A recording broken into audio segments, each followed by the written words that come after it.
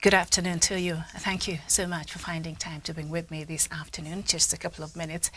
About 4 minutes past 3 p.m. here in Nairobi is the African time. Good morning, good evening, depending on where you tuned in and watching us from. The show is Diaspora Dispatches, and today I don't have a topical discussion, but rather I'd like to bring us up to date with the latest news from across the continent of Africa. And so we have so much to look at and to talk about. This afternoon, we start from Zimbabwe. Zimbabwe's President Emmerson Mnangagwa will on Wednesday formally open a new 650-seat parliament in the capital, Harare, that was funded by China. President Mnangagwa will use the occasion to deliver a State of the Nation address, the state-run Herald newspaper reported, quoting the Clerk of Parliament. The Finance Minister will on the next day present the 2023 national budget. The newspaper added, China funded the project as a gift to Zimbabwe. It houses the National Assembly and the Senate. A Chinese company was behind the construction.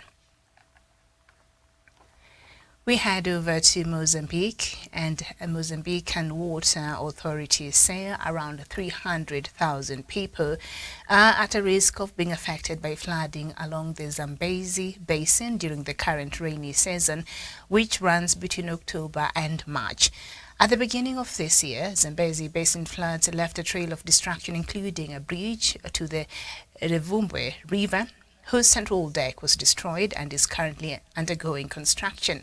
Many homes were destroyed, including state institutions. This scenario could be repeated during the current rainy season, where moderate and above normal rains are forecast. The situation is being worsened by discharges from the Kahora Bassa Dam. Since the beginning of October, the latest alert focuses on people living near the rivers. There are more than 800,000 people living along the Zambezi Basin, of which around 300,000 are exposed to floods, according to the State Water Resources Agency in Mozambique. Votes are being counted in Equatorial Guinea, where President Teodoro Obiang Nguema Basongo is set to extend his 43-year rule. Preliminary results on the presidential election show the 80-year-old leader has received the majority of the votes counted so far. But the Convergence of Social Democracy Party, one of the only two opposition parties allowed to compete in the polls, has claimed flagrant and rampant irregularities that have plagued the past elections. The final results are expected later on. A diminished pool of opponents, many of those whom are in exile, guarantees Mr. Obiang a landslide victory, while the ruling party is expected to retain its commanding majority in the legislature. Media restrictions and the repression of opposition marred the otherwise peaceful election. A surprise decision to hold the election early was criticized, leading to a deadly raid by security forces on an opposition leader's home in September.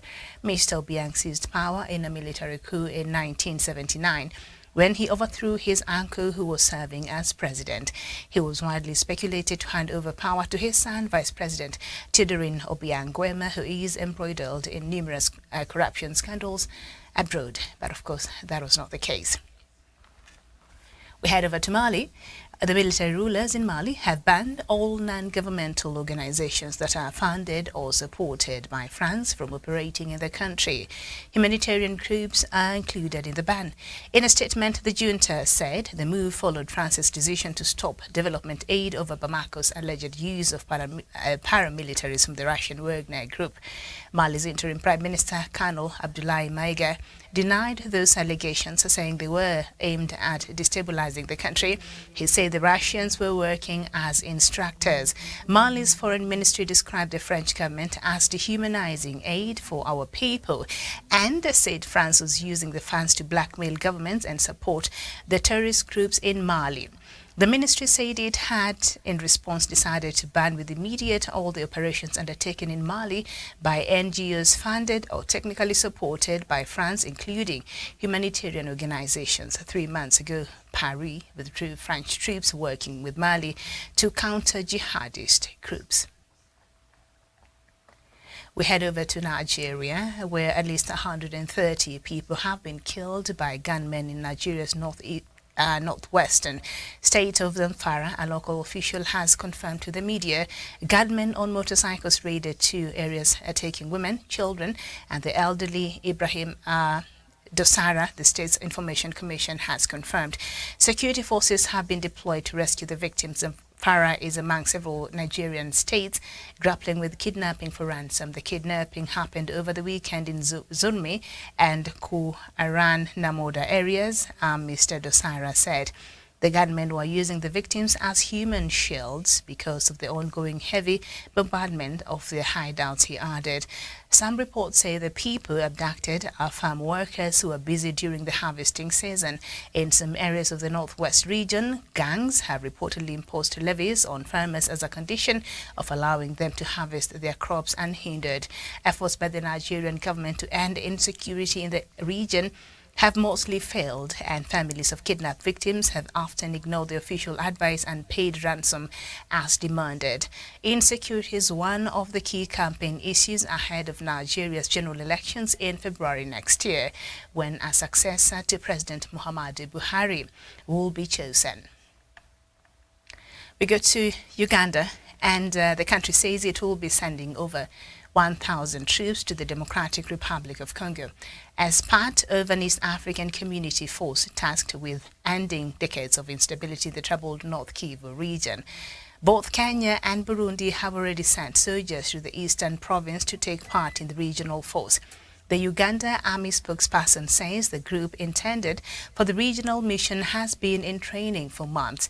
Despite hosting one of the United Nations' largest peacekeeping forces, more than 120 armed groups continue to operate across large swaths of eastern Congo. This includes the M23 rebels, which launched a major offensive this year that has seen tens of thousands of people displaced by the fighting. Uganda's involvement in the regional force has been opposed by some activist groups and officials because of Kampala's role in Congo's bloody civil wars. It recently paid the DRC a first installment of the $65 million in a compensation for losses caused by Ugandan troops occupying Congolese territory in the 1990s. And still staying with the same story, Kenyan President William Ruto says a new East African community force will impose peace on warring groups in the Eastern Democratic Republic of Congo. He was speaking after holding talks with his Congolese counterpart, Felix Tshisekedi, while on a one-day official visit to the DRC amid efforts to try to bring peace to the country. Ruto suggested that the East African troops will be more forceful, saying the regional force would impose peace on those who are hell-bent on creating instability. Kenya is one of the several nations that are contributing troops to are tasked with trying to calm deadly tensions fueled by armed groups in the troubled